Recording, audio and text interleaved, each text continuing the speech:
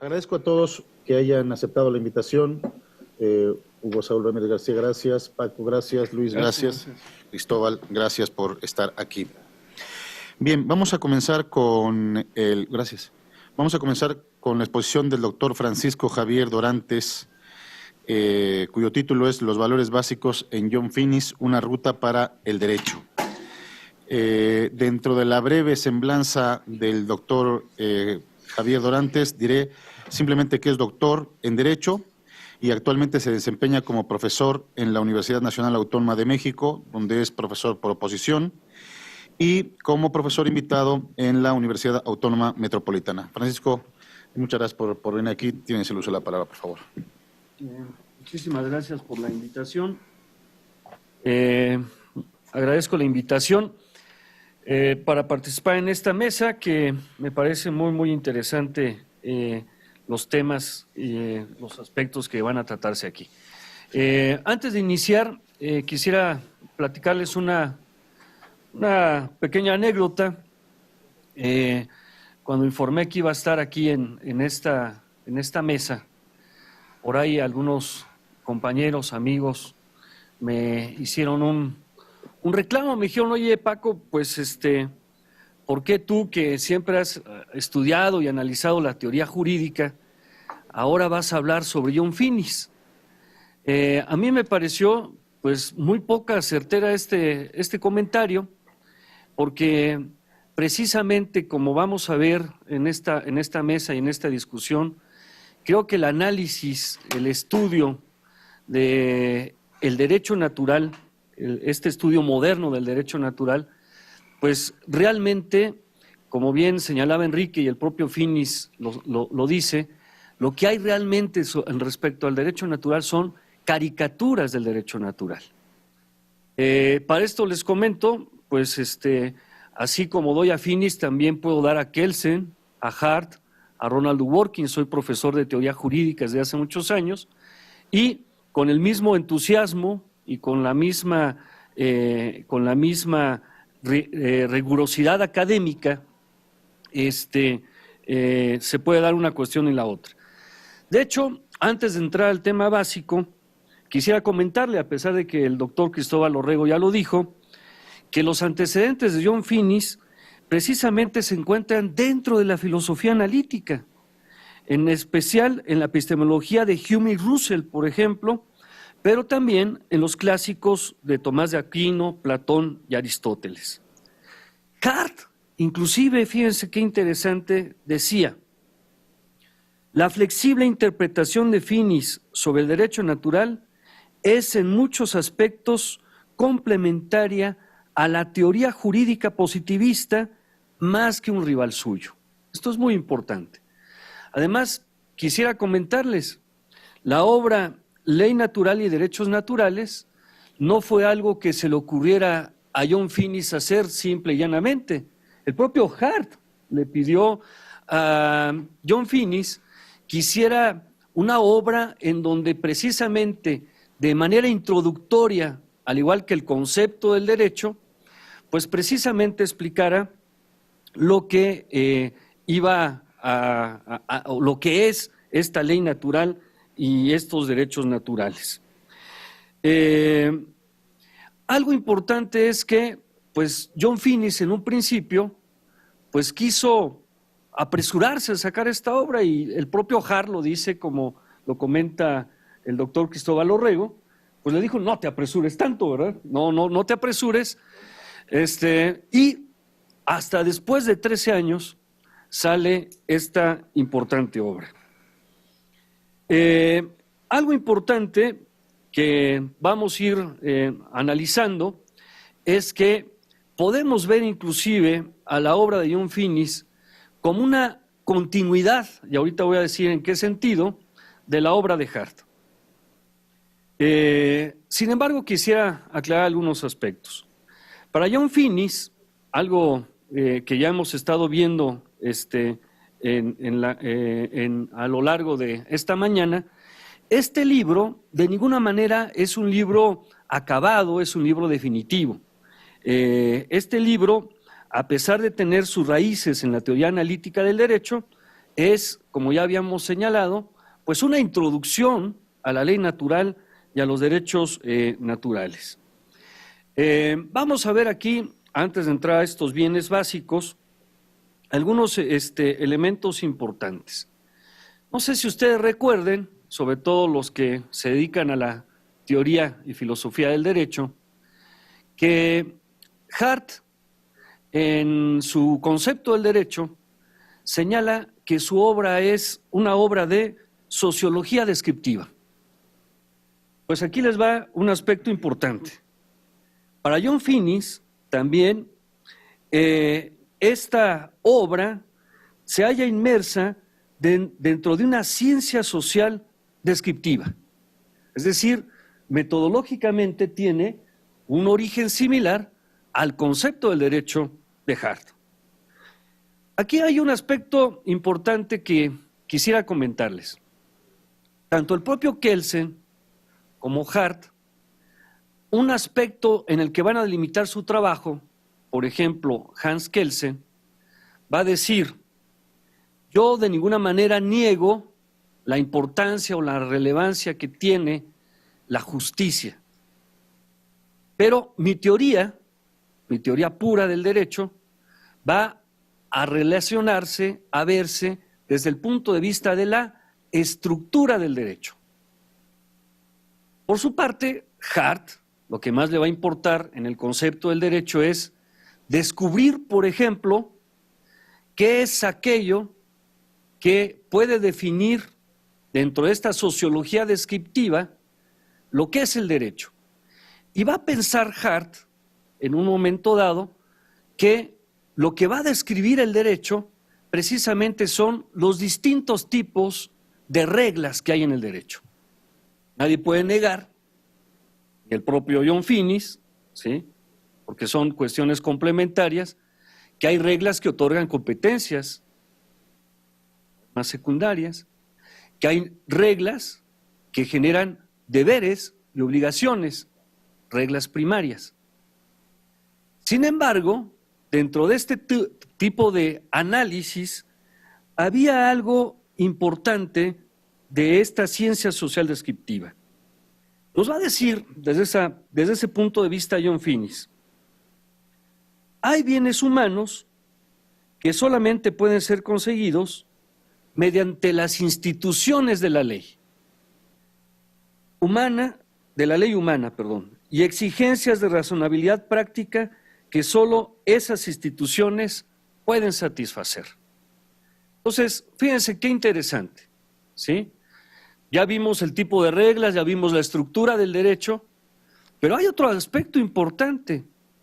¿Qué bienes humanos están detrás de las normas jurídicas? Precisamente la finalidad de esta obra es tratar de identificar estos aspectos. Desde esta perspectiva, nos dice John Finnis, las concepciones del derecho son diversas. ¿Cómo decide el teórico qué ha de considerar como derecho para los fines de su descripción? Nos dice Finnis, ni Bentham ni Austin justifican sus definiciones. Kelsen sí hace referencia a cuestiones descriptivas, pero no toma en cuenta, por ejemplo, otros significados de la ley. Desde esa perspectiva, para John Finnis, las explicaciones, por ejemplo, de Hart o de Raz son mejores. Pero hay un aspecto importante. ¿Cuál es ese aspecto importante? ¿Cómo adecuar la teoría a los hechos? No se les olvide, estamos hablando de una sociología descriptiva.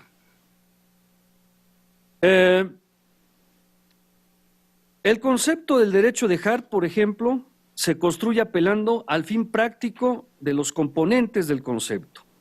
¿Cuáles son esos componentes del concepto? Las reglas jurídicas. Para Ras, por ejemplo, el derecho es un sistema de normas que proporcionan un método.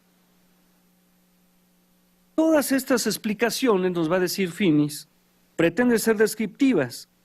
Sin embargo, difieren en lo que es importante y significativo en el campo de la experiencia. ¿Cuál será este aspecto importante y significativo? Nos dice John Finis, las teorías del derecho han buscado significados unívocos. Esta actitud ya había sido criticada por Aristóteles y abandonada a sabiendas por Harry Ras. Efectivamente, hay casos centrales, como sostenía Aristóteles, pero también hay casos periféricos. Por ejemplo, no podemos nosotros limitar la explicación jurídica solamente a casos centrales y no a casos de naturaleza periférica. Recuerden, por ejemplo, la teoría de Ronald Dworkin, el imperio de la justicia. ¿Qué es lo que va a hacer en el imperio de la justicia Ronald Dworkin? Tomar ciertos casos paradigmáticos que nos pueden ayudar a comprender el funcionamiento del derecho. Para John Finis nos va a decir, en el derecho tanto son importantes esos casos centrales como van a ser importantes esos casos periféricos. Desde este punto de vista, ¿cómo poder seleccionar aquellos casos que tengan cierta significación? La salida puede ser a través del pensamiento práctico.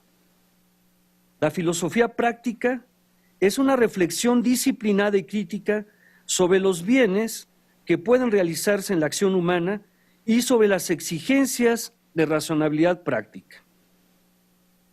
Esto es algo importante, es algo interesante. ¿Qué ha sucedido con las teorías del derecho en la actualidad? Diluyen o mitigan precisamente ese punto de vista práctico. Como nos dice John Finis, el pensamiento práctico es el que puede criticar los conceptos. Hace rato lo decía el doctor Orrego. ¿De qué manera, diría Robert Alexi, perdón, ahora sí doble cita, ¿sí? ¿De qué manera se puede vencer un argumento de autoridad? A través de un razonamiento práctico. Si una teoría no funciona en la práctica, es una teoría que no nos es útil. El razonamiento práctico, ¿sí?, es una luz que nos puede ayudar, nos puede conducir en la evolución de la teoría jurídica. Algo interesante, no voy a entrar ahorita porque no es el objeto precisamente de la plática del día de hoy, pero esta falta de análisis y de aplicación del razonamiento práctico, pues es la que ha llevado, ¿sí?, a que la teoría jurídica no tenga esta adecuación o adaptación a una realidad. Hace rato estaba comentando con Javier Saldaña, por ejemplo. Todo el mundo critica el derecho natural porque piensan que el fundamento final del derecho natural es una razón divina, ¿sí?, o algo más allá de la metafísica, diría Robert Alexi, diría Enrique Cáceres hace un momento. Sin embargo, ¿por qué no se ha cuestionado o no se cuestiona de la misma manera la norma hipotética fundamental de Kelsen? ¿Qué es la norma hipotética fundamental de Kelsen? Pues es una idea, nos dice él, lógico-trascendental, supuesta, no impuesta. Bueno, John Finis no propone algo igual. John Finis lo que propone es razón práctica, ¿sí? Basarse en la razón práctica. No importa tu ideología. Esto va más allá de la ideología. De esa perspectiva, insisto, no voy a entrar mucho en esto porque sería tema de otra conferencia y otro discurso. Bentham, Austin, Kelsen, Weber, Harry Ras repudiaron lo que ellos entendían por teoría de la ley natural. Tienen una concepción de la ley natural, desde esa perspectiva, que es muy amplia. Una teoría sólida de la ley natural entonces debe distinguir entre lo no razonable prácticamente de lo razonable prácticamente. Sin valoraciones, uno no puede determinar qué descripciones son realmente iluminadoras y significativas. Ahora bien, dentro de este aspecto de la razonabilidad práctica, lo que nos va a proponer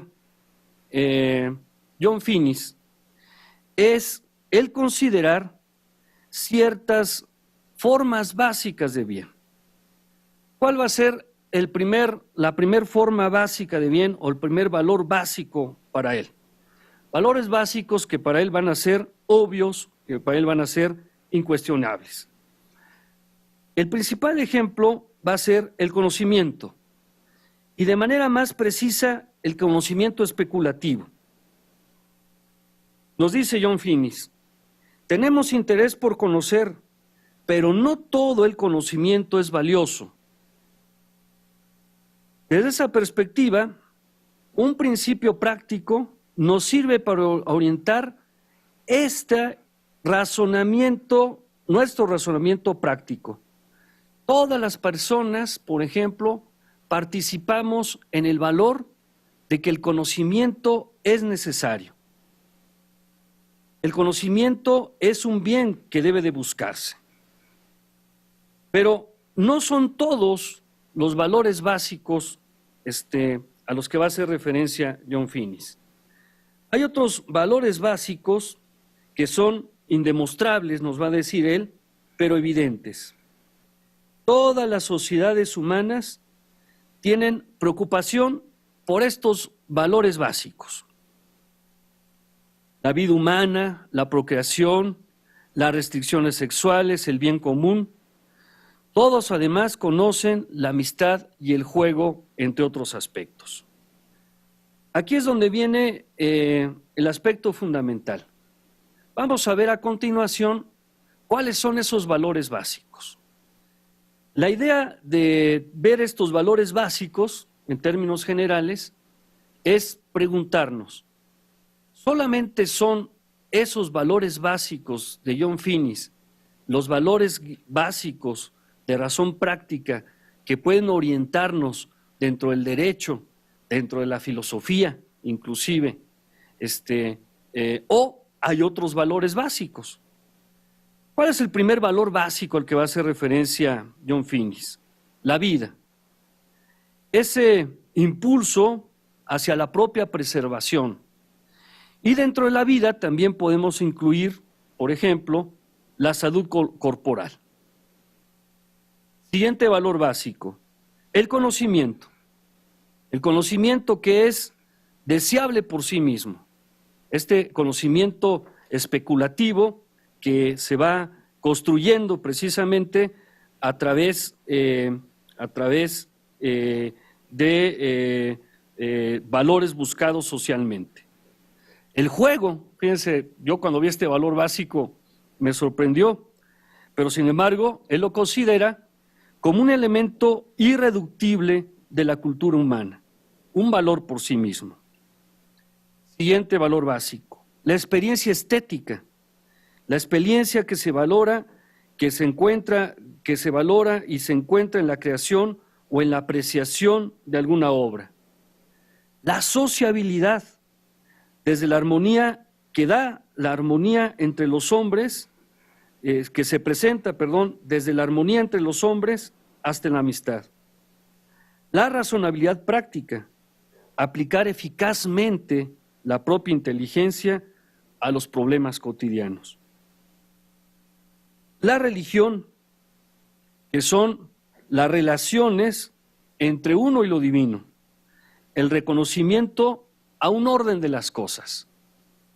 Esto es importante, o sea, tú podrás ser ateo, agnóstico, pero debes reconocer que hay un orden en las cosas.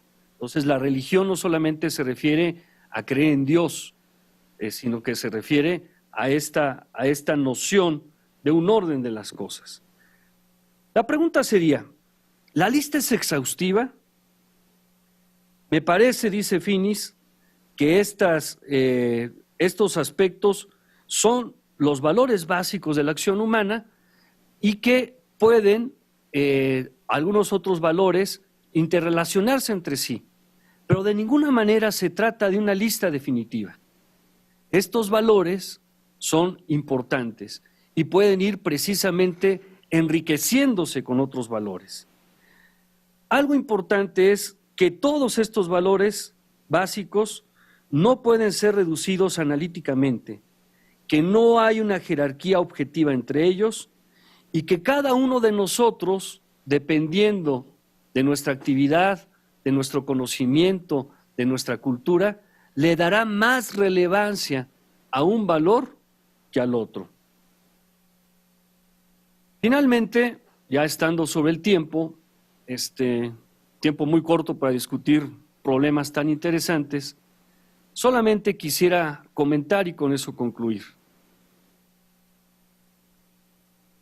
La teoría de John Finis y sus valores básicos puede ayudarnos a comprender de manera más amplia la teoría jurídica de nuestro tiempo, en el sentido en que a través de estos valores básicos podemos abordar no solamente la estructura o el tipo de reglas que integran al derecho, sino también, que es algo fundamental para nosotros como juristas, su contenido. Muchísimas gracias.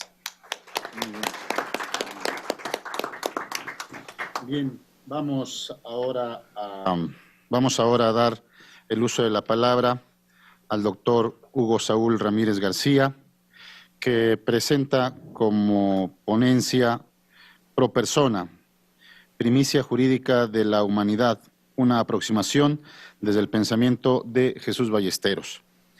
Dentro del amplio currículum del doctor Ramírez García, solo mencionaré un par de cosas por cuestiones de tiempo y también por querer tener más tiempo para escucharlo, ¿no? El doctor Hugo Saúl Ramírez García es licenciado en Derecho, con mención honorífica por la Facultad de Derecho de la Universidad Nacional Autónoma de México. Es doctor en Derecho por la Universidad de Valencia en España y es director en este momento del Instituto Panamericano de Jurisprudencias de la Facultad de Derecho de la Universidad Panamericana, Campus Ciudad de México, donde se desempeña como profesor de tiempo completo. Muchas gracias, Hugo, por aceptar la invitación. Tienes el uso de la palabra. Muy amable, Javier. Pues mis primeras palabras son de agradecimiento a los organizadores de estas jornadas, al doctor Cáceres, particularmente al doctor Saldaña, por concederme el honor de participar en esta mesa. Y, como siempre, manifestar mi gusto por encontrarme una vez más en mi alma mater. Siempre es un motivo de alegría comparecer en los recintos de la Universidad Nacional Autónoma de México, que a tanto de nosotros nos vio, crecer intelectualmente hace ya algunas décadas. Mi propósito, efectivamente, en esta mañana será desarrollar un ejercicio de reflexión en torno al principio pro persona, a la luz de diversas perspectivas de filosofía del derecho, incluyendo precisamente una que se adscribe a la teoría justnaturalista. El principio pro persona, ya sea en su modalidad de preferencia normativa o preferencia de interpretación, establece como deber del operador jurídico la selección y aplicación de la norma o su interpretación más favorable o menos restrictiva para el goce efectivo de los derechos humanos. Con ello, el principio pro persona introduce un elemento axiológico que, en forma radical, dota de sentido la práctica de adjudicación de los derechos, Toda ella debe orientarse al bien de la persona, a pesar de que el lenguaje empleado para formular la norma jurídica no siempre sea lo suficientemente acertado para actualizarlo.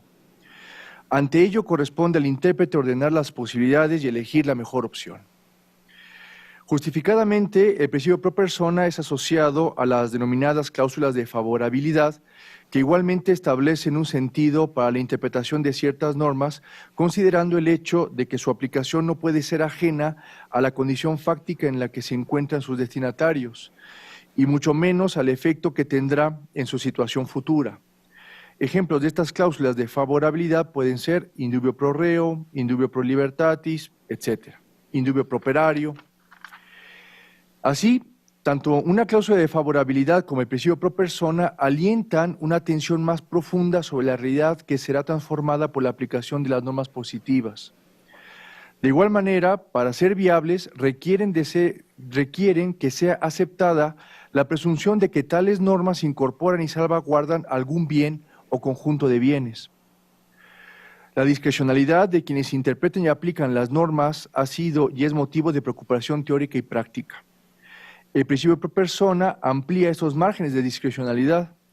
Se trata pues de una práctica cada vez sobre la cual se puede notar la sofisticación, de difícil asimilación, sobre todo cuando aún hoy día se insiste en que en el plano del derecho tienen primacía la certeza y la seguridad. Para atisbar los alcances que puede tener la incidencia del principio pro persona en el amplio contexto de la práctica jurídica de hoy, vale la pena escuchar lo que la filosofía jurídica puede decir sobre su justificación y sentido. Con el propósito de incitar esta reflexión, evoco el caso que tuvo lugar en España, concretamente en un hospital sevillano donde en el año 2007 se llevó a cabo un trasplante exitoso para salvar la vida de Noara, una niña con un grave padecimiento hepático. Lo relevante del caso es que la donante del tejido que salvó la vida de esta paciente fue su propia madre, que al igual que Noara era menor de edad, pues al momento de la intervención quirúrgica contaba con 17 años. La importancia del dato de la edad de la donante es que, según la norma positiva vigente para el caso, un trasplante entre vivos es una conducta prohibida si el donante es menor de edad, por lo que llevarlo a cabo implica responsabilidad jurídica y, por supuesto, la imputación de una sanción. No obstante el sentido expreso de la norma aplicable al caso, una juez de primera instancia de Sevilla autorizó la realización del procedimiento médico argumentando que la prohibición legal explícita para que los menores de edad participen como donadores de órganos podría superarse si se lleva a cabo una verificación suficiente de la madurez del donante para entender y querer el trasplante. No resulta para nadie difícil constatar que el mencionado auto judicial constituye una decisión contra legem, pero adicionalmente cabe preguntarnos si la autorización implicada en este caso actualiza lo establecido por el principio pro persona. Ahora expondré algunas opciones de respuesta a estas preguntas basadas en 3 perspectivas de filosofía del derecho. Una posible respuesta incardinada en el positivismo jurídico calificaría el auto judicial del caso Noara como un ejemplo de incumplimiento del derecho. El fundamento para esta respuesta lo podemos encontrar en diversos fragmentos de la teoría pura del derecho, sobre todo en aquellos pasajes donde Kelsen ofrece una explicación para distinguir entre la mala in se y la mala prohibita, reservando el carácter jurídico exclusivamente a la última. Cito: desde el punto de vista de una teoría del derecho positivo, no hay hecho alguno que en sí y de por sí, es decir, sin consideración de la consecuencia que estatuye para él el orden jurídico, sea un acto ilícito o delito. No hay mala in se, sino solamente mala prohibita. Y más adelante, y en consecuencia, si el orden jurídico ha hecho de determinada acción u omisión la condición de un acto coactivo, tiene que ser considerada una ilicitud. Fin de la cita. Considerando lo anterior, queda claro que en el contexto jurídico en el que se desarrollan los hechos del caso Noara, la práctica del trasplantes entre vivos está legalmente ordenada, con la peculiaridad de que se encuentra prohibida si el paciente es menor de edad. Dados los hechos ya conocidos del caso, la autorización y puesta en práctica del trasplante son actos que contravienen la norma. Como explica el propio Kelsen, esta contravención no invalida la norma, sino que su realización justifica la imputación de una sanción. Por tanto, el estatuto jurídico que, según este punto de vista, corresponde a la autorización del trasplante es el de ilicitud, lo cual hace incompatible considerarle al mismo tiempo como un acto conforme a derecho, argumentando que actualiza el principio pro persona. Otra perspectiva verá en el auto judicial de autorización del trasplante en el caso Nohara un ejemplo inmejorable y preciso para evidenciar el carácter esencialmente ideológico del derecho. Es la perspectiva de los estudios críticos del derecho. Duncan Kennedy es un portavoz autorizado de esta corriente filosófica, según la cual el derecho es un vehículo empleado por las ideologías presentes en una sociedad concreta para moldear la conducta de sus miembros, para implantar sus creencias acerca del bien y del mal, de la justicia, del bien común, etc. El orden que se genera a través de la práctica jurídica, fundamentalmente a través de la función jurisdiccional, debe leerse de esta forma como la implantación o incluso imposición del contenido moral de las ideologías presentes en una sociedad. Precisamente la teoría de la filosofía del derecho consiste, según Kennedy, en desenmascarar, denunciar y superar las tesis que defienden la objetividad y neutralidad de la labor de los jueces, misma que está basada en la convicción de que la aplicación del derecho únicamente involucra problemas semánticos, de significado de palabras y fácticos, de acreditación fehaciente de hechos, respecto de los cuales no existe margen para la valoración subjetiva. En la aplicación del derecho solo cabe esperar la fidelidad al texto de la ley y de los hechos. Entonces, para esta perspectiva, el principio pro persona y el auto judicial, como el del caso Nohara, son respectivamente causa y efecto de una práctica de manipulación e instrumentalización encubierta de la fuerza del derecho para imponer convicciones morales, irracionales en la sociedad. Diversos comentaristas de los estudios críticos del derecho coinciden en calificar el origen de este movimiento académico como una reacción y oposición al formalismo del positivismo jurídico. A pesar de este dato que señala su antagonismo, respecto del tema que nos ocupa, ambas coinciden en ofrecernos pistas débiles, tal vez nulas, respecto del alcance y sentido del principio pro persona, en la medida en que ambas son posturas que orbitan alrededor de cierta teoría de conocimiento denominada no cognitivismo. El no cognitivismo no niega que sea posible conocer, pero establece importantes condiciones para que un acto de entendimiento pueda ser verdaderamente considerado como un acto de conocimiento. Una de esas condiciones es la verificación fáctica, fundamentalmente a través de la confirmación empírica de los atributos del objeto que se conoce. Cuando esta premisa se acepta, como lo hace el positivismo jurídico y los estudios críticos del derecho, coherentemente se sigue que los juicios morales no expresan proposiciones verificables, porque en su contenido están presentes valores respecto de los cuales no es posible contar con un grado mínimo de certeza cognitiva y por lo tanto no tienen condiciones sustantivas de verdad. Todo lo que legítimamente se puede decir de las afirmaciones que se despliegan en el contexto de significado de lo moral es que dan cuenta de creencias o estados mentales que no pertenecen al ámbito de lo cognitivo. En todo caso, pueden ubicarse en el ámbito de lo emotivo. De ahí que para toda postura no cognitivista, la justicia tiene poco o nada que ver con la experiencia jurídica. Por esta razón, las normas pueden tener cualquier contenido, su razonabilidad es sustituida por la voluntad de su productor y, en definitiva, no hay estrictamente razones que justifiquen lo que el productor de la norma ha hecho cuando la produjo. Para las posturas hasta ahora expuestas, hay motivos que explican el origen de la norma, pero no son de ninguna manera un insumo que sea útil para la evaluación de su acierto o desacierto, de su razonabilidad o irrazonabilidad. Más aún, toda evaluación de razonabilidad, por ejemplo, de una actuación judicial que pretenda actualizar el principio pro persona, introduciría la arbitrariedad, ya que necesariamente supone imponer criterios morales irracionales, como los de cualquiera, a los demás. En definitiva, si las valoraciones a las que llama el principio pro persona son siempre irracionales, entonces la pretensión de resolver sobre la base de una visión del bien, como en el caso Nohara, es siempre un intento ilegítimo de imponer la voluntad propia sobre la ajena. Recogiendo el anterior balance, ahora expondré una interpretación del desenlace jurídico del caso Nohara y del principio pro persona, según la cual ambos nos ayudan a confirmar que la realidad jurídica tiene sentido en la existencia humana. Esta posición afirma la existencia de valores y bienes, admitiendo la posibilidad de conocerlos.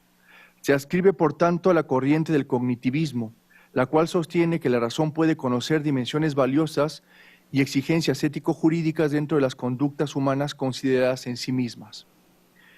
Con mayor detalle, para esta postura, el razonamiento práctico inicia en la sindéresis, un primer principio o axioma que establece el deber de realizar el bien y correlativamente el deber de evitar el mal. El conocimiento tiene el papel de comprender y mostrar el bien, concretamente el bien humano, mas no de probarlo. Con esto muestra que no hay un salto lógico desde el ser al deber ser, desde la descripción a la prescripción, sino que desde el inicio la razón práctica se encuentra situada en este último campo. A fin de centrar esta postura, acudo al pensamiento de Jesús Ballesteros. Una de las mayores aportaciones en el ámbito de las mayores aportaciones en este ámbito es su visión del derecho como no discriminación y no violencia, como exigencia de respeto universal a todo ser humano. Con estos términos sintetiza las características de un buen derecho, de una práctica social que realmente merece tal nombre o que constituye un intento auténtico de realización de la justicia, a pesar de que seamos conscientes de que nunca se podrán satisfacer tales exigencias de manera absolutamente completa y acabada. Ballesteros sostiene que desde el punto de vista de su estructura esencial, el derecho es un orden que excluye la violencia, que nos protege de la violencia en sus diversas formas y además lo hace en términos no discriminatorios, y que estos rasgos son los que hacen que el derecho tenga sentido en la existencia humana. Al respecto es importante tener en cuenta que la violencia no es solo la violencia física o psicológica directa, sino que de modo más amplio la violencia consistiría en la exclusión de la persona, negando el respeto que incondicionalmente le es debido. Dicho con sus palabras, tratar al presente como si estuviera ausente. El derecho tiene sentido en la existencia humana precisamente si contribuye a eliminar toda forma de marginación. De esta concepción del derecho en esta concepción del derecho subyacen dos ideas centrales, la alteridad y la conciencia de universalidad. La primera tiene asiento en un dato antropológico según el cual la existencia plena y realmente humana se alcanza si el sujeto experimenta la ayuda y asistencia de otros para lograr el propio florecimiento, así como cuando actúa consciente de la relevancia de sus actos en la existencia de sus semejantes. Dicho con otras palabras, la alteridad, en el pensamiento de Ballesteros, significa que la existencia del ser humano cobra sentido en la medida que es posibilidad de bien para otros seres humanos. Esta es la raíz antropológica de la interdependencia, la complementariedad y, por supuesto, de la justicia. La alteridad como verdad del ser humano no es un dato teórico, sino que es un motivo radical para la acción. De esta manera, el derecho justifica su existencia y encuentra la causa de validez última de las normas que lo componen, en la medida en que motiva la realización de conductas con las que se respete incondicionalmente a todo ser humano. En el plano de los derechos humanos, una justicia basada en la alteridad se profundiza e intensifica debido al carácter universal de aquellos. Como todos sabemos, la universalidad de los derechos se predica principalmente respecto de la titularidad. Todos los seres humanos somos titulares de todos los derechos. Aquí Jesús Ballesteros da un paso más y propone la noción de conciencia de universalidad. Se trata de la concreción de la sindéresis basada en el reconocimiento de la paridad ontológica de todo ser humano, de la igualdad en el ser entre el yo y cualquier otro como yo. Lo jurídico aquí asume una importante función, la de ayudarnos a mantener lealmente una fidelidad duradera respecto al hecho de ser condición de posibilidad del bien de otros. Haciendo acopio de ideas, contamos con mejores claves para comprender la justificación de la existencia y aplicación del principio pro persona y de ese auto judicial al que me he referido del caso Nohara. En primer lugar, el mandato inherente al principio pro persona representa un interesante episodio de rehabilitación de la razón práctica, ya que genera un fuerte incentivo para incrementar el conocimiento sobre el bien humano y la mejor manera de orientar la conducta hacia su obtención. Recordemos que este principio establece el deber de elegir la norma o su interpretación que tenga como resultado la producción de un estado de cosas que más beneficie al titular del derecho humano. Es decir, el principio pro persona no podría ser imperativo si al mismo tiempo no estuviese abierto al conocimiento del bien humano. Por otro lado, el mandato del principio pro persona fomenta la concreción de la universalidad de los derechos, admitiendo que el discurso normativo es imperfecto y no agota las formas en las que puede realizarse ese bien. También lo hace exigiendo al operador jurídico encargado de aplicar la norma de los derechos que en cada caso ponga suficiente atención en las específicas situaciones vitales que manifiesta su titular. Con ello, el principio pro persona puede resultar de gran relevancia para el desarrollo del proceso de especificación de los derechos humanos, conectando las exigencias abstractas de respeto con las situaciones particulares de las personas que pueden requerir un tratamiento especial. Finalmente, en su significado antropológico más profundo, el principio pro persona también nos llama a ser fieles y leales en el esfuerzo por abrir la cotidiana tópica jurídica a una utopía atesorada de exigencias de lo humano. Esto puede ser traducido en la defensa permanente de la titularidad universal de los derechos humanos ante las interpretaciones que facilitan su estrechamiento solo a aquellos sujetos que cumplen con determinadas condiciones. Ese sería el caso de considerar a los derechos como el resultado de decisiones políticas, por más fundamentales que sean. Frente a esto, Jesús Ballesteros ha insistido en distinguir entre el ser y el tener cuando se trata de derivar consecuencias prácticas desde la dignidad humana. El ser humano existe antes de poseer las condiciones humanas o propiedades como la conciencia, la posibilidad de experimentar el sufrimiento o la autonomía, porque tales cualidades afectan al tener del hombre y no a su ser, y por lo tanto no son universales, no son sus notas universales. Apoyados en esta tesis, es posible afirmar que una de las primeras aplicaciones del principio pro persona será la de dirigir toda interpretación de normas en materia de derechos humanos con el fin de evitar cualquier restricción del conjunto de sus titulares y, en cambio, incluir primero a los más indigentes, dependientes, vulnerables y desnudos. Para concluir, llegados a este punto, podemos realizar un recuento acerca de las reflexiones que ha suscitado el sentido del principio pro persona, reconociendo, en primer lugar, que su presencia en la práctica jurídica contemporánea asociada a los derechos no pasará desapercibida. No veo cómo la manera en que se piensa y vive el derecho sea la misma una vez que nos tomamos con seriedad las consecuencias que apareja la aplicación del principio pro persona. Por otro lado, tal vez hemos podido observar que las aproximaciones al principio pro persona no cognitivistas ciertamente revelan la complejidad del mismo, sin embargo, a mi juicio no logran captar su sentido más profundo y radical. En cambio, bajo una óptica diversa, es posible revelar que el cumplimiento del principio pro persona no puede leerse como como una inmejorable oportunidad para afirmar la primacía del humano en la realidad jurídica. Muchas gracias.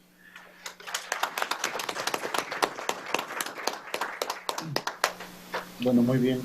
Muchas gracias al doctor Hugo Saúl Ramírez García. Ahora vamos a darle el uso de la palabra al doctor Cristóbal Orrego Sánchez, que había hablado ya en la conferencia magistral anterior. Como la presentación de Cristóbal la hizo en su oportunidad el doctor Cáceres, omito ya su presentación. Cristóbal, tienes el uso de la palabra. Muchas gracias, profesor Saldaña. Quiero proponer una breve ponencia. Voy a proponer una breve ponencia titulada Las consecuencias prácticas de la teoría de la ley natural, el caso del debate sobre la pena capital en Estados Unidos y en la Iglesia Católica. La idea es que hay un influjo recíproco, una retroalimentación, en cierto sentido, lo que Rawls llama un equilibrio reflexivo entre el conocimiento general de los primeros principios de la ley natural y el conocimiento o la convicción o la intuición sobre exigencias más específicas de la ley natural, por ejemplo, sobre la moralidad del homicidio, el robo o la mentira. Por ejemplo, hay un influjo mutuo entre cómo se comprende el principio básico del amor al prójimo como a uno mismo, la regla de oro, no hagas a los demás lo que no querrías que te hicieran a ti mismo, etc. Y la intuición o convicción de que determinados tipos o grupos de seres humanos merecen o no merecen ser esclavos. Si uno comprende mal la noción de prójimo, puede dejar excluidas a algunas personas que alguien que comprendiera en toda su amplitud la noción de prójimo no excluiría. Otro ejemplo, hay un influjo mutuo entre la comprensión del principio básico que ordena hacia el matrimonio y la intuición o convicción de que, por ejemplo, el compromiso perpetuo o la monogamia son exigencias específicas del matrimonio. Según cómo concluya uno acerca de esas cuestiones más específicas, va a transformar su concepto mismo del matrimonio. Hay influjo entre lo general y lo particular. Segunda idea, este influjo recíproco se da también entre la teoría ética que se adopte para comprender y explicar la ley natural en general y sus aplicaciones específicas, que son los preceptos secundarios y terciarios de la ley natural y las cuestiones morales difíciles de las que trata la casuística. Pongo otro ejemplo. El problema de la disuasión nuclear, que estuvo tan al rojo en la época de la Guerra Fría, e incluso el problema del uso efectivo que se dio de la bomba atómica en Hiroshima y Nagasaki. Una convicción fuerte de que esos actos son actos de asesinato de masas, nunca lícitos, reforzaría la teoría ética general de que el homicidio de inocentes es intrínsecamente malo y de que hay absolutos morales. Y viceversa, una teoría que, por ejemplo, negara los absolutos morales, que negara que la prohibición de matar inocentes es absoluta, estaría más abierta a concluir que puede ser legítimo el uso de la bomba atómica en Hiroshima y Nagasaki. Tercera idea.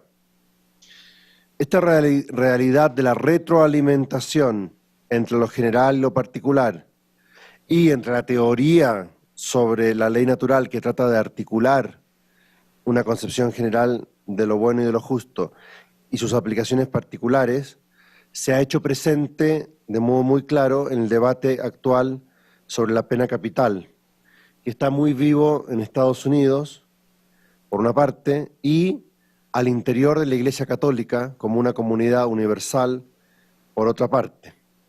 Yo me referiré brevemente a una contraposición, y este debate está teniendo lugar ahora.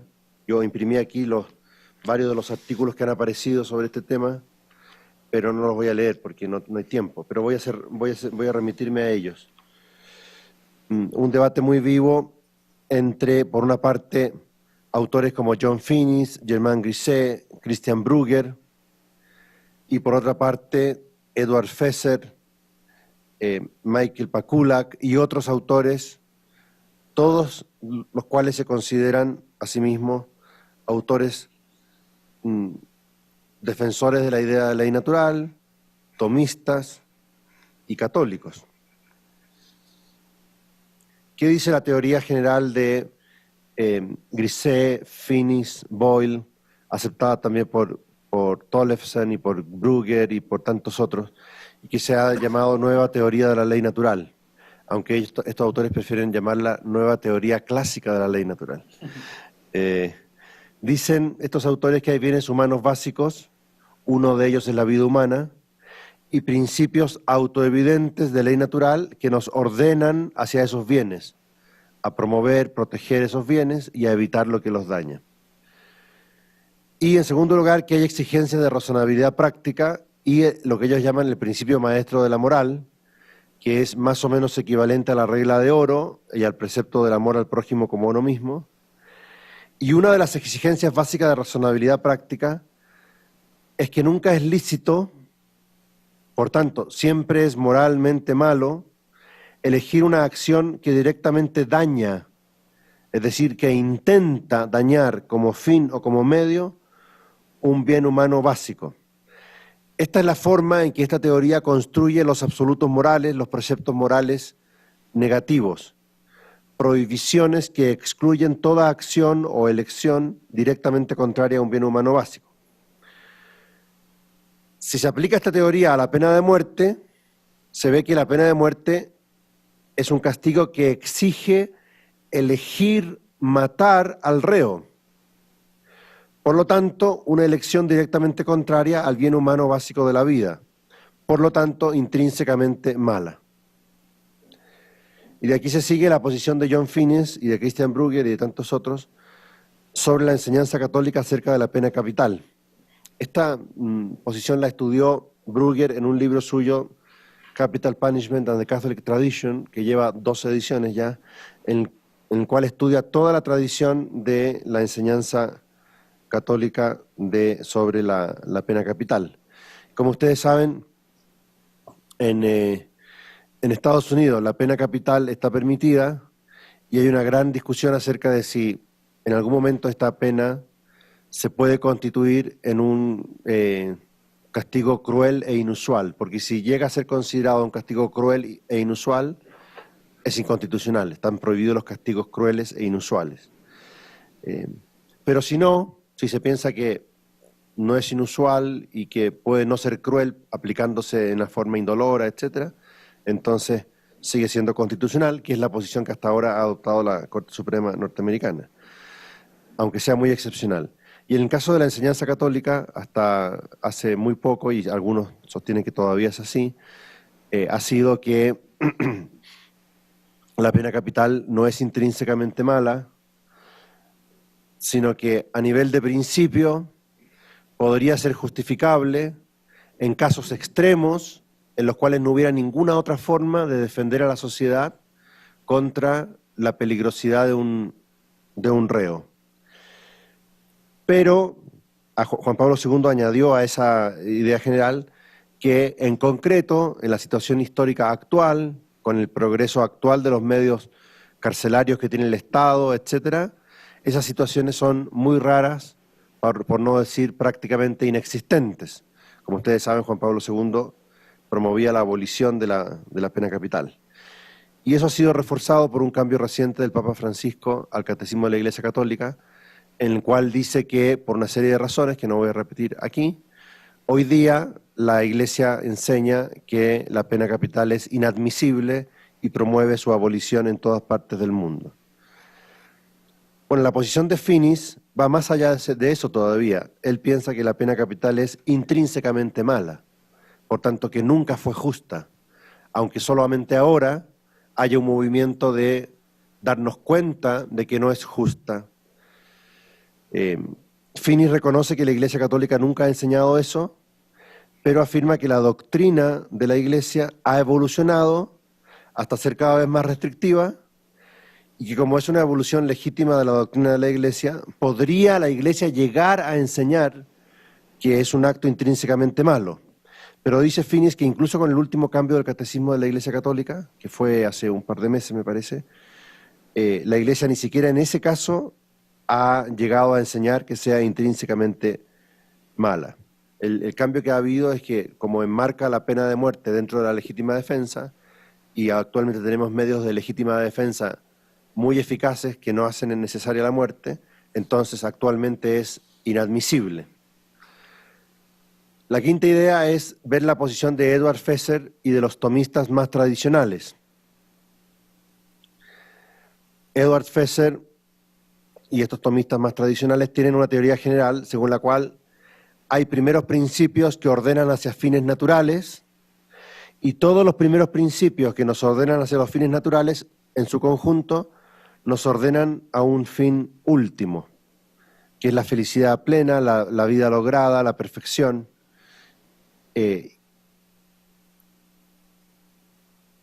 Los preceptos específicos de la ley natural distinguen entre actos que son ordenables al fin último y los que, por ser contrarios a la razón, no son ordenables al fin último. Esos son intrínsecamente malos y por tanto son absolutos morales.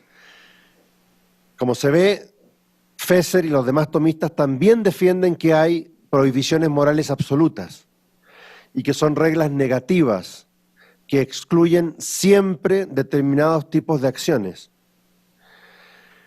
Pero afirman que para construir esos morales absolutos, esos absolutos morales, perdón, esas prohibiciones absolutas,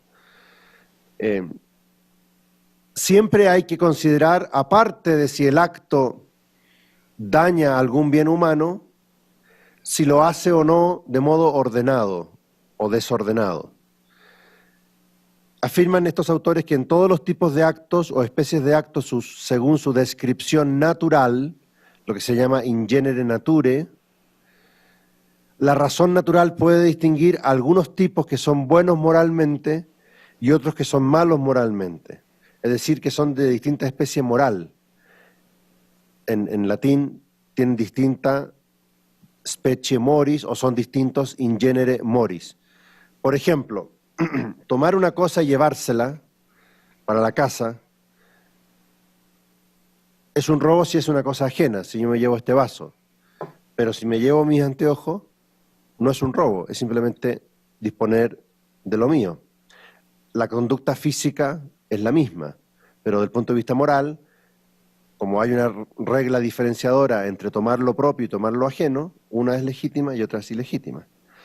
Lo mismo pasa en materia de moralidad matrimonial, o lo que se llama hoy día ética sexual. Los actos sexuales, desde el punto de vista de la naturaleza biológica, física, son iguales, pero algunos son lícitos, los de la moral conyugal, y otros son ilícitos, los actos de lujuria son ilícitos.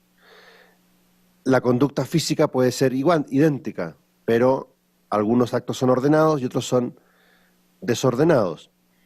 Y estos autores aplican al acto físico de matar a un ser humano la misma distinción, y por eso dicen, matar a un ser humano tiene como objeto privar de la vida a alguien, pero eso puede hacerse de un modo desordenado. Por ejemplo, siempre que se mata a un inocente es desordenado.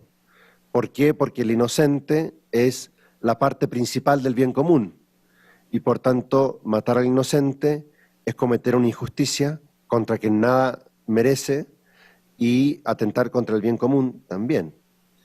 En cambio, matar al injusto agresor, con todos los requisitos de la legítima defensa, puede ser algo lícito, y lo mismo aplican a matar al agresor en una guerra justa y también a la pena de muerte, como el castigo justo a un culpable, aunque el acto sea el mismo. Por lo tanto, aplicada esta doctrina a la pena capital, siempre van a decir estos autores que la pena capital en principio es lícita, porque es de una especie moral distinta del homicidio del inocente. Es ordenable al bien común y a la perfección de la comunidad humana y de las personas que viven en ella. Pero podría ser ilícita en determinada situación social o histórica contingente, porque no concurrieran todos los requisitos de proporcionalidad, de un juicio justo, etc.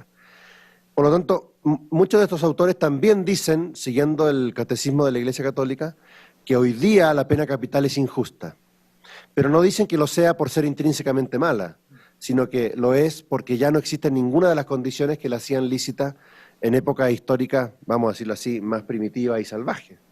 Pero yo he querido tomar este ejemplo, que es uno de los debates más difíciles en la actualidad, simplemente para mostrar cómo una teoría general de la ley natural lleva a conclusiones particulares distintas. Y también una intuición sobre la cuestión particular podría llevar a una teoría general distinta. Por ejemplo, si alguien intuyera que la pena de muerte en realidad es intrínsecamente mala, porque nunca es lícito un acto que directamente daña un bien humano básico, esa persona estaría inclinada a aceptar la teoría general de Grisey y Finis. En cambio, si alguien intuyera que en alguna situación muy primitiva y de violencia, etcétera, en realidad en situaciones extremas la única solución para defenderse de agresores serios sería apresarlos, condenarlos a muerte y matarlos, y no le pareciera que eso fuera intrínsecamente malo, solo que es intrínsecamente malo en los estados modernos, entonces estaría inclinado a rechazar la teoría de Gracie y Finis, porque la conclusión sería contraintuitiva, y a aceptar la teoría más tradicional y clásica de Fesser, Pakulak y otros autores contemporáneos. Muchas gracias. Abra ahora al licenciado Luis Enrique Ramírez, que nos presenta la ponencia Juicios de valor dentro de la ciencia del derecho, observaciones críticas de John Finis a la teoría del derecho contemporáneo. Tiene el uso de la palabra, por favor. Gracias. Agradezco en primer lugar al doctor Javier Saldaña por su invitación a esta mesa, que no es sino una muestra de su compromiso serio académico y de su honestidad intelectual por varias razones. Para empezar, quiero rescatar una reflexión del profesor Cristóbal Orrego en su primera participación respecto de, por ejemplo, en el caso de Finis, la conjugación que se da en su pensamiento de dos tradiciones o de dos corrientes de pensamiento filosófico que probablemente en forma aparente son incompatibles o podrían serlo, como es la filosofía analítica y el pensamiento clásico. En líneas generales, podría señalarse que la metodología de Finis es de un corte marcadamente analítico, mientras que su teoría del conocimiento, su ética, es más bien deudora de toda la tradición clásica. Esto es importante para el tema que voy o quiero abordar, que es justamente el tema de los juicios de valor en la ciencia del derecho, en el modelo finiciano, en el modelo de Finis. Hay una particularidad, a diferencia de las teorías clásicas, piénsese en Kelsen, en Hart, en Raz inclusive, en Finis, yo al menos la percibo así.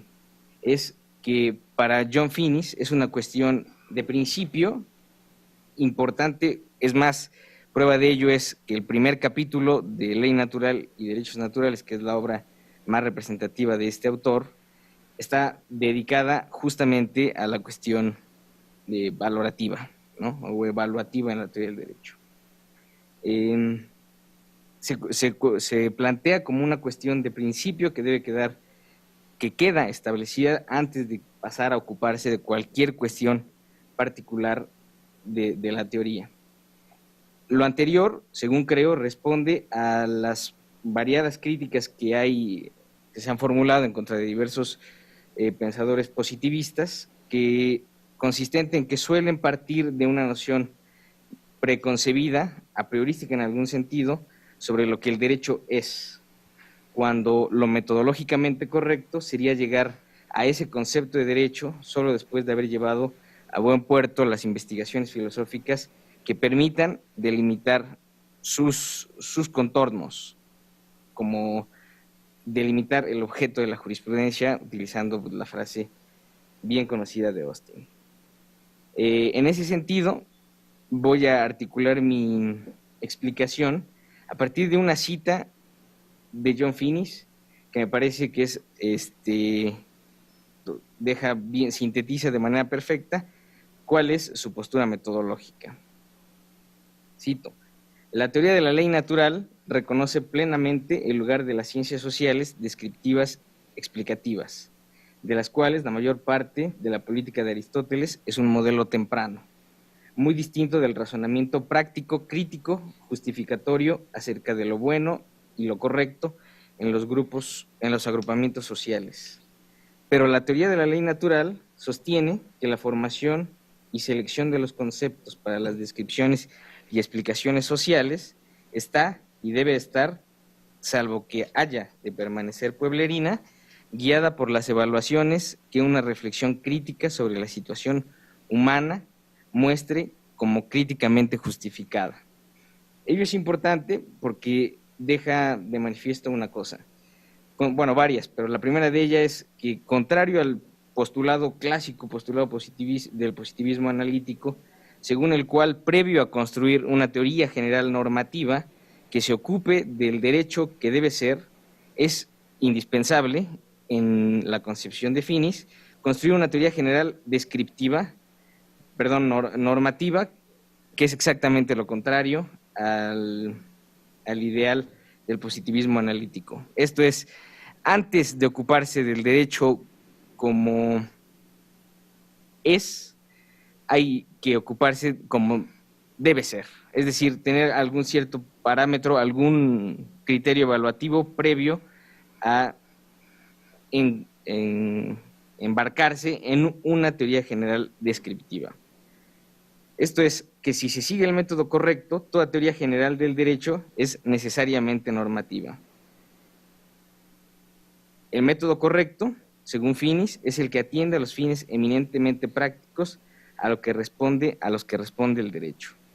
Luego, corresponde al teórico del derecho dar respuesta a la cuestión de por qué es importante, necesaria, la institución social denominada derecho. Para Finis, el concepto de derecho y en general todos los conceptos jurídicos deben atender a los fines prácticos que hacen necesaria su existencia en relación con los bienes humanos básicos que ayuda a realizar. Es justo en este punto en donde se da la mayor separación o donde es posible distinguir con mayor nitidez la postura sostenida por Hart y Finis, pues, como señalaré más adelante, Finis acepta, digamos, en un principio, el punto de vista interno a la Hart, pero llega en el desarrollo de su argumentación o de su teorización a reprochar de alguna manera a Hart por qué detuvo su reflexión en no señalar el caso central de punto de vista interno.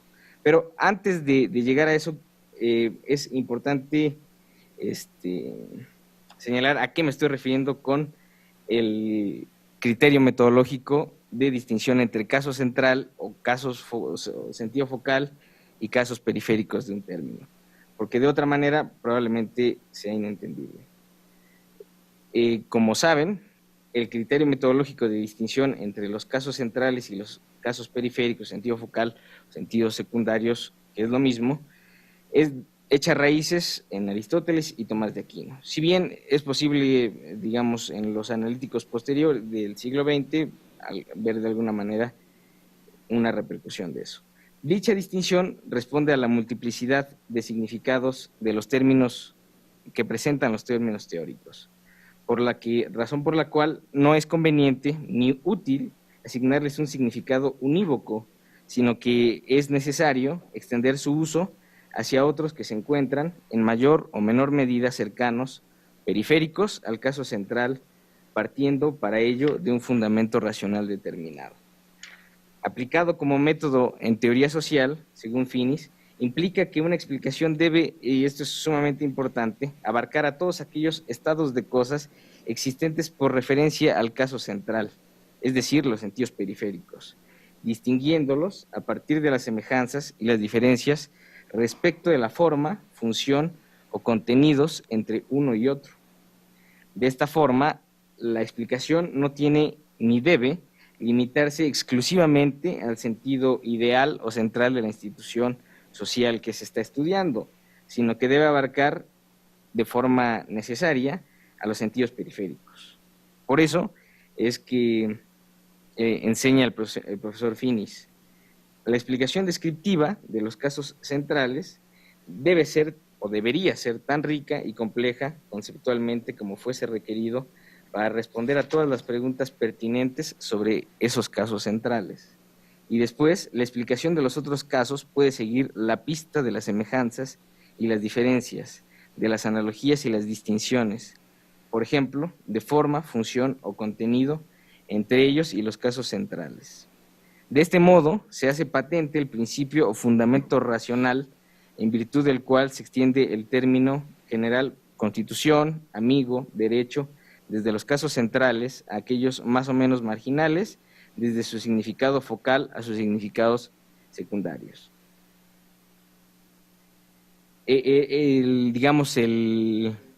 La aplicación más clara de esta distinción entre casos centrales y periféricos está presente en la identificación misma del sentido focal del derecho que realiza el profesor Finis.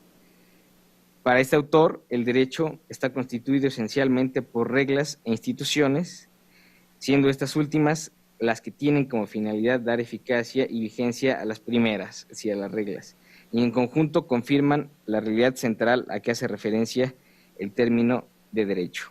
En ese punto surge una nota importante, en el sentido de que Finis apunta de que el derecho natural es derecho únicamente en un sentido analógico o periférico. Desde luego que eso no significa un demérito, sino simplemente la caracterización de su naturaleza, toda vez que carece de los mecanismos o garantías que aseguren, en última instancia, su efectivo cumplimiento o aplicación.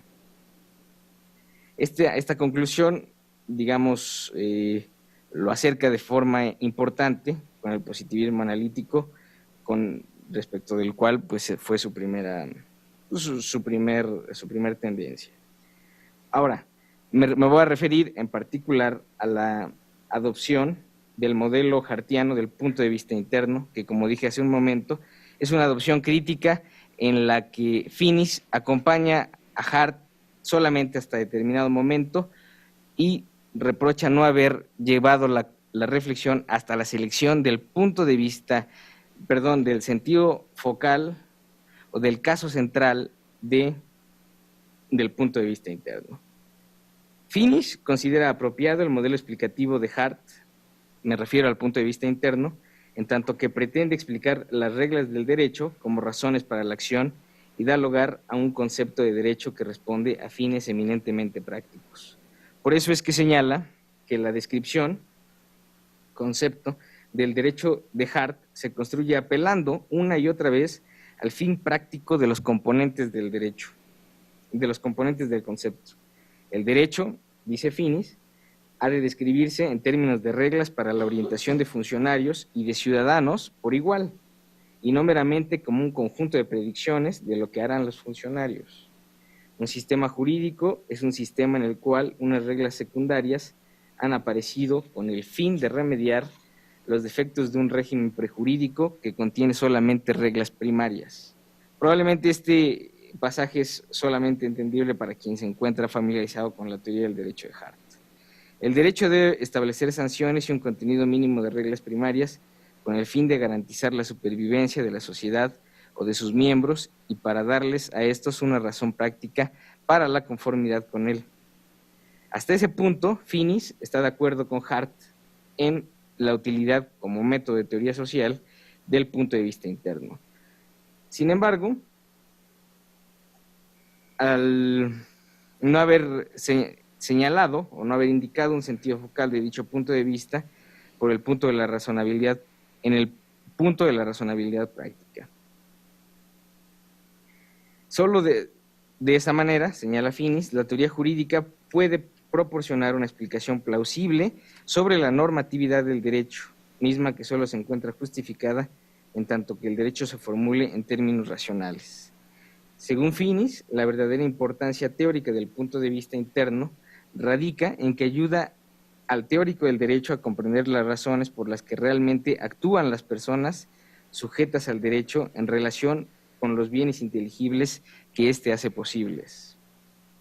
Esto es, el punto de vista interno ayuda a esclarecer los términos en que se formulan las deliberaciones racionales del sujeto del derecho, así como las circunstancias a que responde el comportamiento de los individuos. Por ello es que señala que tratar de comprender el punto de vista interno no tiene sentido como método en teoría social, a menos que se le conciba como si se tratara de comprender los bienes inteligibles. Las razones para la acción que estuvieron, están y estarán disponibles para cualquier persona que actúa, cualquiera que sea capaz de deliberar o de responder espontánea e inteligentemente a las oportunidades. Una vez que se comprenden estas razones, junto con las inclinaciones suprarracionales que las acompañan, que potencialmente las refuerzan o potencialmente las perjudican, los teóricos están equipados para comprender la miríada de formas en que las prácticas de los individuos y los grupos pueden responden y sin duda responderán razonablemente o más o menos irrazonablemente a las siempre cambiantes, pero nada aleatorias circunstancias de la existencia humana. La especificación o la clarificación de estos dos conceptos del punto de vista interno o el sentido focal del punto de vista interno, que es el de la razonabilidad práctica, y bueno, esencialmente eso es lo que constituye la postura de finis frente o respecto de los juicios valorativos como una cuestión previa indispensable para la formulación de una teoría general normativa previa a una teoría general descriptiva del derecho. Es justo en ese punto donde se diferencia del positivismo analítico, digamos, particularmente del positivismo analítico inglés, ¿no? Bueno, es esencialmente eso donde radica la diferencia. Termino y aprovechando que se encuentra presente el profesor Cristóbal Orrego con una cita del profesor Cristóbal Orrego respecto de la utilidad de esta perspectiva en una ¿mande? En una dice el profesor Cristóbal Orrego: es necesario abandonar el relativismo y el escepticismo éticos que hacen superfluas de las discusiones racionales sobre lo que es realmente debido desde el punto de vista moral. En efecto, si la ciencia jurídica práctica debe contener simultáneamente afirmaciones morales y ayudar a dirigir la acción en el campo jurídico, o se avanza en la clarificación objetiva de las exigencias éticas, o toda la ciencia jurídica se convierte en subjetiva y en mera máscara de la voluntad de dominio. Gracias. Pues, en primer lugar, a los participantes en la mesa, muchísimas gracias por haber aceptado venir, por posición, evidentemente. Yo traía una ponencia también para hablar, pero hay la presentación de un libro y pues como ellos han sido mis invitados, creo que uno tiene que siempre atender a los invitados, hacer que ellos se sientan bien. El tiempo, por tanto, que me correspondía a mí, se los he cedido a ellos, para que en otra ocasión podamos hablar sobre el tema de los derechos humanos en John Finis y los 3 o 4 argumentos básicos que me interesaba explicarles esta mañana. Le agradezco al doctor Enrique Cáceres el que haya... agradezco al doctor Enrique Cáceres el que haya abierto un espacio en este congreso a la Mesa de Derecho Natural Contemporáneo. Agradezco a todos ustedes su participación y pues como ya veo al doctor Cáceres y también al doctor Fabra por allá, pues que venga entonces la presentación del libro. Enrique.